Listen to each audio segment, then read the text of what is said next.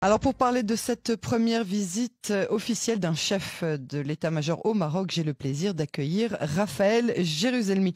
Bonsoir Raphaël Bonsoir.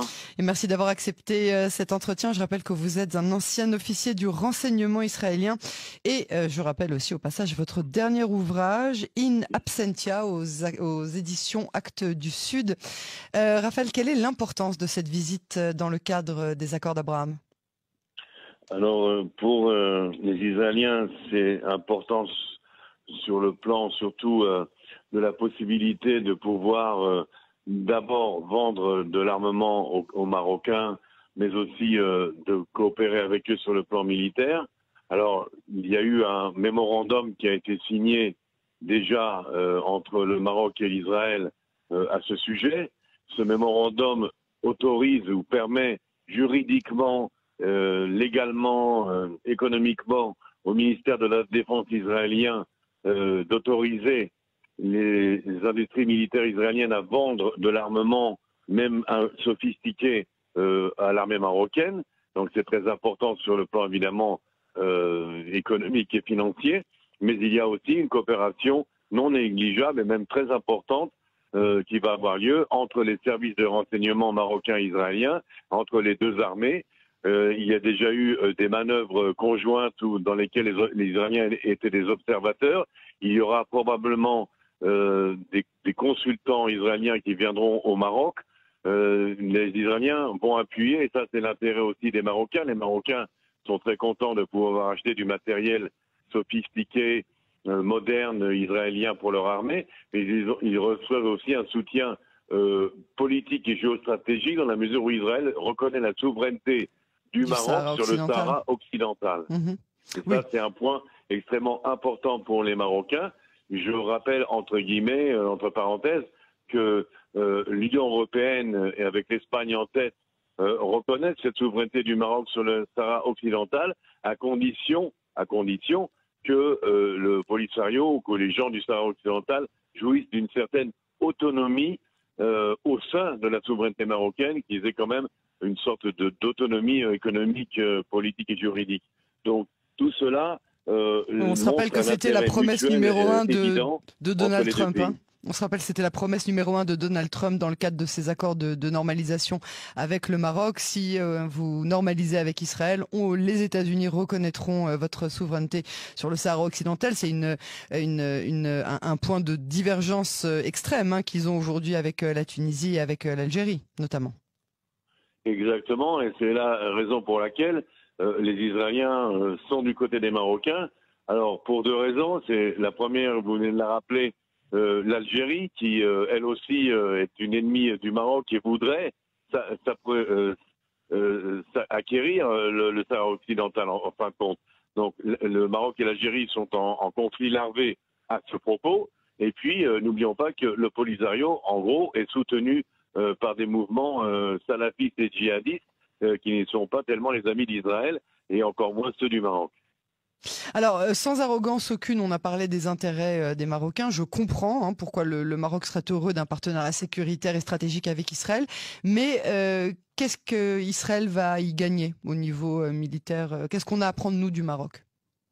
Alors d'abord une alliance Apprendre et à avec quand apprendre. même un pays avec pour le judaïsme un passé important, une splendeur séfarade qui a Ah oui, vécu au Maroc. ça Mais c'est à incontestable. part ce côté-là, il y a un côté très très important, c'est que le Maroc, un petit peu comme l'Égypte par rapport au Hamas, eh bien le Maroc va nous servir d'intermédiaire pour dialoguer avec d'autres pays de la région, d'autres pays arabes. Le Maroc a déjà d'ailleurs été utilisé pour cela dans certains contacts indirects avec l'Arabie saoudite. Il y a ici une sorte d'arbitrage ou de tempérance de rôle. Ce rôle-là peut être joué par le Maroc. C'est très très important. Nous allons donc insister et avoir comme ambassadeur un petit peu le roi du Maroc et son gouvernement auprès de certains pays arabes qui se font un petit peu désirer, donc l'Arabie saoudite, le Qatar, Oui. Oman. Grâce aux Marocains, nous allons pouvoir développer un dialogue. C'est très important. Ils vont donc jouer une sorte de rôle d'arbitrage. Médiateur. Et puis, il va y avoir un échange tout de même. N'oublions pas que l'Afrique du Nord, c'est la porte de l'Afrique. Et il y a là une importance à jouer sur le plan des services de renseignement communs par rapport à tout ce qui se passe en Afrique et par rapport à, justement, aux efforts iraniens, slash russes, slash chinois de conquérir l'Afrique d'une manière ou d'une autre. Et donc là, les Iraniens et les Marocains, avec les Américains, vont travailler. Mais au niveau militaire, il ne va pas y avoir grand chose finalement. Ce sera plus on va dire, du côté israélien qu'il va y avoir du partage, mais pas forcément du côté de l'armée marocaine, ou bien je me trompe? Oui, il est certain que, avec tout le respect, c'est certain que les Marocains ont beaucoup à escompter et à apprendre de leurs collègues israéliens. Je pense qu'il y aura effectivement, après la vente d'armements percés, qui est une sorte d'affaire économique et financière, une fois que l'armement sera vendu, il y aura quand même des consultants militaires israéliens qui viendront aider les Marocains à utiliser le matériel et à l'utiliser de façon tactique et stratégique adéquate. Bien sûr. Alors, on en parlait il y a quelques instants, le centre de tout, c'est évidemment et encore et toujours l'Iran. De quoi sont capables ensemble Jérusalem et Rabat contre Téhéran?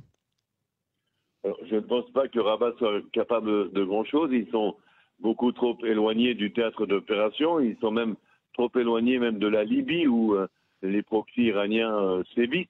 Donc, je ne vois pas tellement en quoi...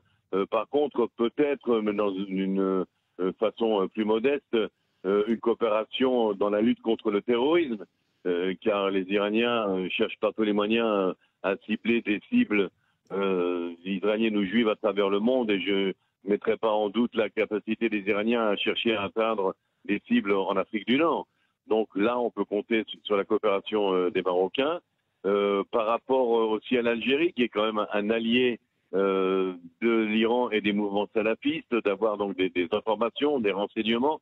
Donc ça sera surtout dans le domaine de la lutte antiterroriste et dans les renseignements que les Marocains pourront appuyer les Israéliens. Et les Israéliens, en échange, comme on l'a dit, fourniront du matériel et des conseils plus tactiques et stratégiques. Alors, un dernier volet que je voulais couvrir avec vous avant de nous quitter. On apprend qu'un nouveau drone du Hezbollah a été intercepté par Tsahal à la frontière libanaise cet après-midi. À quel point est-ce que c'est inquiétant, cette guerre de drones entre Israël et le Liban? Très inquiétant. Tsahal prend extrêmement au sérieux la menace des drones du Hezbollah.